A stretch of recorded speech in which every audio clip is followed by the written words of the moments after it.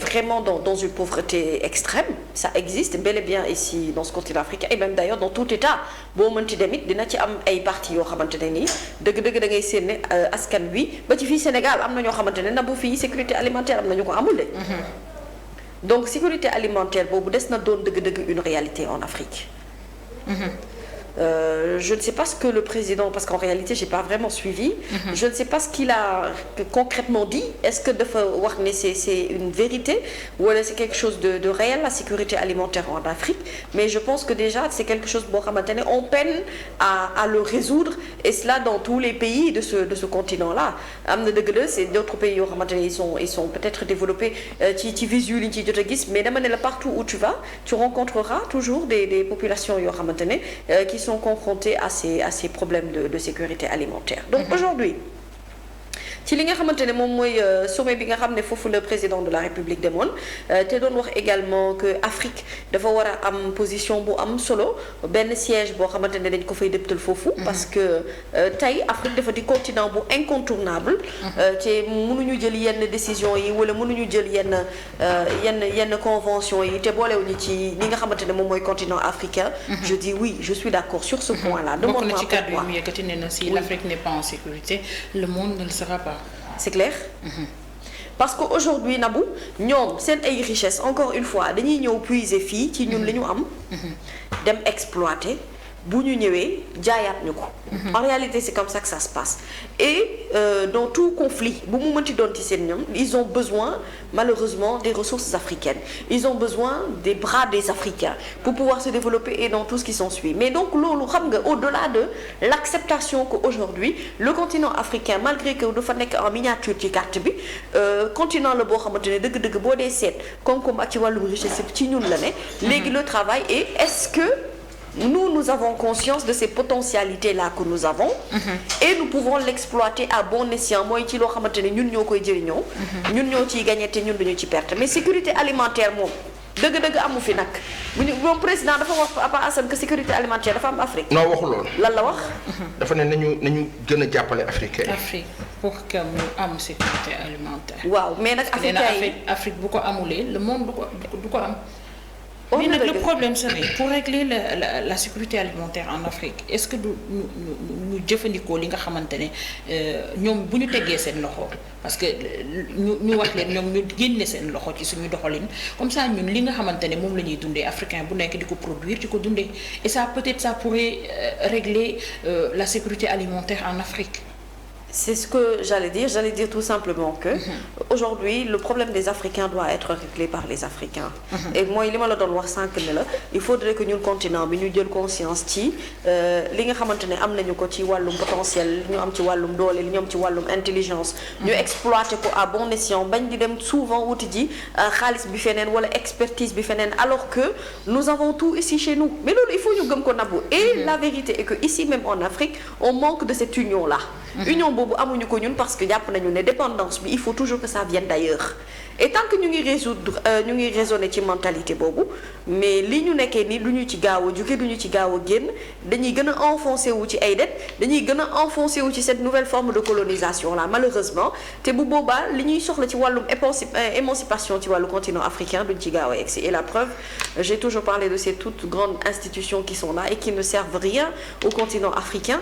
En réalité gisuma ci benn boo xamante ne amal na ci njëriñ. On parle des États-Unis d'Afrique depuis le temps mais ba léegi amul dara lu koy te loolu yëpp nag c'est parce que Afrique nag au-delà de li ngay wax ni yëpp sécurité alimentaire ak yooyu on a d'abord un problème de gouvernance te loolu il faut des hommes forts avec d'autres mentalités beaucoup plus ouvertes pour comprendre que aujourd'hui l'heure du changement est ailleurs. Ce n'est pas seulement au niveau de la gestion wala nga diriger benn instance leen lu ni mel mais il faut que nga gëm ne ressources yi nga am yow war nga cee mën a génn su fekkente ne tu trouves les bons partenaires su fekkee tu trouves les bonnes personnes qui pourront t'aider à nga xam ne yéenay bokk benn vision. Tout en sachant que li nga ciy gagné yëpp yow yaa ciy ëppale et que moom du mën a wéeru ci sa kaw. ayca Passane sa jàngat ci le président Sall avec bi mu am ci sécurité alimentaire dans l'Afrique. Alors par rapport à cette sécurité alimentaire par rapport à l'énergie par rapport à beaucoup de choses à la modernisation de l'agriculture africaine en général le président a parlé. Plaidoyer bi président Macky Sall def fële ca Bali la belle île en Indonésie rafet na baax na texte bi libale bi la mu sa wax mais sauf que li président wax. li mu si bëgg yëpp du ko am. ndax lan. li mu si wax lu simple la. mooy nañu alléger nañu faciliter africains yi à un certain niveau ñoom am accès fenn fi pour mën a concrètement moderniser sunu agriculture. par rapport à cette sécurité alimentaire dont on parle. bu ko defee ñun ñu mën a produire ni mu waree mën a dundee sunu baax na. comme discours.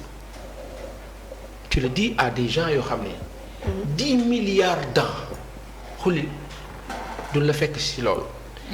6 milliards de dollars yu président bi di insinuer dans le sens de fonds yoo xam ne war na ñëw et cetera 6 milliards de dollars 1 milliard de dollars xaalis bu bëri la ñu ne 6.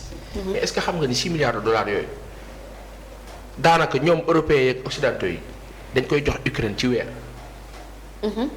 yow Afrique pour nga jot ci dañ la naan sur 4 ans sur 5 ans sur 10 ans ñoom loo xam ne dañ koy jox africains yi sur des durées jox nañ ko Ukraine ci weer. xam nga lu tax. kooku ñoom la. ñoom la. du ñun. malheureusement et président foofu moom da nga ma koy may rek ak cër beeg war ma may nu ko rek président du ñii ñooy ñu dimbali. voilà. Ils ne vont jamais nous aider. Façade la rek. Comment vous pouvez demander aux Africains de ne pas polluer alors qu'ils sont les moins pollueurs au monde 4%. Africain mooy subir pollution bi. muy dal sunu kaw. c'est ça. ñu boole ko crise alimentaire boo xam ne ba ñu juddoo ba tey nu ngi kaa dégg ci Afrique. dëgg vraiment. ba ñu juddoo ba tey. ba ñoom Harry Belafonte ak Michael Jackson ak Stevie Wonder di préparer We Are the World. waaw xiif ga woon ca Éthiopie. mu ngi ko billaay. est-ce que xam ngeen ni xiif bii am Afrique ak guerre yi am Afrique ñoom occidentaux yi noo kaa causé corps. pour jël sunu ay mbir boo kaa wax nii day mel ni film barke alxuraan loolu la. maanaam créer des foyers de tension pour jël sunu ay yëf fexe ba sunu éducation du am doole fexe ba sunu population du ñu comprendre ñu leen di désinformer. dañuy jël bukki bu mel ni canal dóor la ko di récupérer xaalis bu dul jeex ci yow. ba pare di la dóor luy réeral sa askan. tegal la ci nag publicité alcool rek ngeen di naan rek. naan dur tërëf. voilà comment ce continent là est exploité dañuy fexe mettre les conditions ba du sous-développement ñu naan jóg nañu jóguñu tegal ñu nag ay thèse gis nga thèse yi ñuy tegal. ak stratégie xam ñu na ko def seet ay experts la ñuy yónni experts yooyu bu ñu ñëwee dañuy fayeeku si ñun ñu leen dee fay. ñu ne dañuy wan affaire bi. wanuñu dara. lay tuddee ko expertise étrangère. ñu jël des projets yu mel ni BRT ak TER def loo la ka. ne la baax na ci yow boo nangoo. waaw parce que dañ naan la seen économie day dox su ko defee tant que les deux voies axes ne marchent pas et que ñëpp ñu ngi jël TER bi finalement c'est l'État qui gagne. après ñu ne la embouteillage bi xam nga vous savez c'est comme ça que vous allez résoudre cela ñoom ñu jël seen ay experts indi leen. seen ay experts ñëw créer entreprise bu mel ni SETER xulil. état wu Sénégal war a jël une trentaine de milliards daanaka bu mu delloo ci sunu kàddu yi kilifa ba Mansour Faye ñu war kaa delloo ñooñu te ñooñu ay tubaab lañu.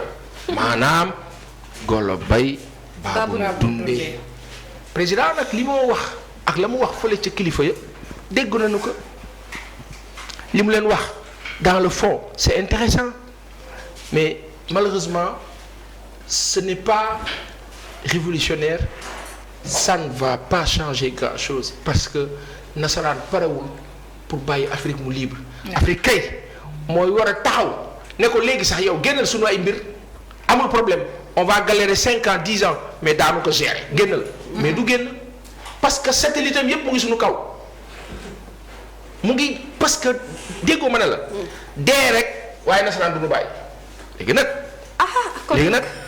léegi nag kon nag ñun fu ñu jëm nag léegi nag coow li li ngay wax dafa mel ni amul solution de sortie de crise. looloo tax ñoom bëgguñu africains yi booloo moo tax gis nga ñaari dëkk bu ñu àndee diggante Sénégal ak Mali Modibo Keïta ak ak Léopold Sédar Senghor. ñu ne dañuy ànd. Maliens yi préféré woon sunu maam ba Lamine Bakar Koura. Guèye Waali. xulil sunu baay ba sunu maam Mamadou Dia ndeysaan yàlla na ko yàlla yërëm. ndeysaan amiin yaa rabbal foofu rek la mës a juum bu ko coûté très cher. mooy fa Maliens yi bëggoon mu jàppale. mu di Lamine Guèye. ca position wu Sénégal ak Mali. xulil jàpp fa dégg nga wax bi. est-ce que dégg nga wax bi. bu baax. mu jàppale Senghor. fekk nasaraan nga ca ginnaaw. pour wax Senghor nekk. génnal ci fédération du Mali bi. parce que fédération du Mali ak Sénégal bu ñu àndee dañuy am doole ay dëkk yoo xam la suuf yi dañu bëri doole. suufa Mali suufa Sénégal alal ju dul jeex la. ñoom ñaar bu ñu àndee doon benn dëkk après yeneen africain dañ ci bool moo tax tubaab bi mu ñëwee li mu njëkk a def mooy tasaare empire ya Gao l'empire du Mali du Ghana. jaxase ka. waaw waaye dugg nga histoire boobu waaye. dégg nga wax bi. parce que sëñ Bamba Gao laa gëj a dégg. est-ce que xam nga ni ñun ay Ghanéens lañu. am nañu maam Ghanéen de ñun. Sénégalais yëpp ñu xam ko nañu ko xam de. fàttali ñu sunu maam bi sax. am nañu président Sall billaay ñu nag aw noofar mais li nga bëgg noonu nasaraan du la si jàppale. sur le cas des céréales demoon nga Russie pour wax si addu si mais nasaraan prix moo ci gën a bénéficié wu mais au-delà président agriculture boobu nga bëgg ñu moderniser ko nasaraan du ko def. du la ko defal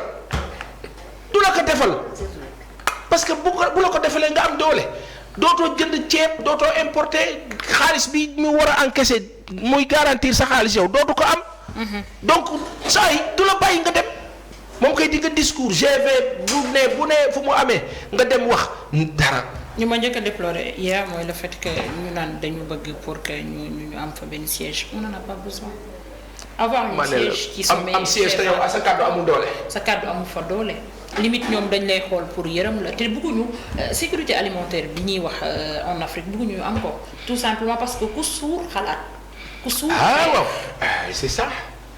ils veulent pas que ñu développer mentalement intellectuellement bëgguñu ñu nekk ay nit yu normal bëgguñu aussi ñu am doole boo xam ne mën nañu xeexee li nga xamante ne mooy suñu souveraineté bëgguñu ñu moom suñu bopp en quelque sorte esclavage bi nga xamante ne moo fi amoon dañ ko moderniser rek changer ko defaraat ko ba mu rafet maquiller ko de telle sorte que ñun duñu comprendre et que dañuy continuer di am toujours mains et pieds liés yee fi ne moo tax Mouammar el Kadhafi yàlla ki yàlla yërëm Kadhafi. amiin amiin. est-ce que xam ngeen ni ba tubaab yi dajaloo naan libyens yi ñu ngi jóg nañu pour attaquer seen président bi. dara amu si woon. ils ont profité de ce qui s'est passé en Tunisie Ben Ali bi muy ñàkk nguur gi. pour ñu jaxase tout le Maghreb pour créer des foyers de tension. L'objectif c'était pas forcément les Arabes c'était plus la Libye les frontières Libye-Tchad Mali xulil l'Afrique subsaharienne où il y a énormément d'argent dans le sous-sol. Voilà. Et la stratégie comme ñoom dañuy xalaat par 50 années par 100 années ñu ne Kadhafi bi il faut maintenant l'heure est venue qu'on arrête ça. Sarkozy liggéey ci depuis 2007.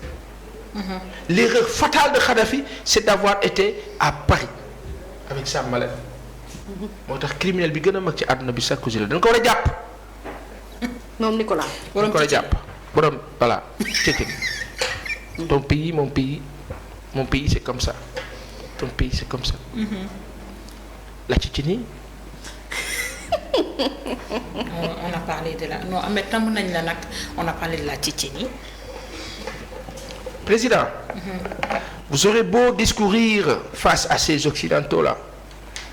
Il n'en sera rien parce que li nga wax ñoom mën nañ ci ànd ak yow nii ne oui effectivement on comprend parce que discours bi baax na mais dans le fond. léegi nag président ñun dañ lay proposer beneen discours. ci gàttal xam nga moo la ban. président kaay ñu ànd ñun africain ñun sénégalais ñu booloo ñu defar suñu dëkk kaay rek ñu ànd rek ñu defar suñu dëkk mais ànd bi nag ci leen rek lay lalu li war a nekk ñu structuré ko. jiital li war a nekk jiital intérêt mbooloo mi. Sénégal Afrique mais ci sincérité. mais bu fekkee dafa am link doon Sénégal link ak tubaab dans un autre sens. di défendre ay intérêt tubaab loolu moom yóbboo ñu xam ni c'est un combat perdu. merci Bassane alors ñu daal di dem jëli.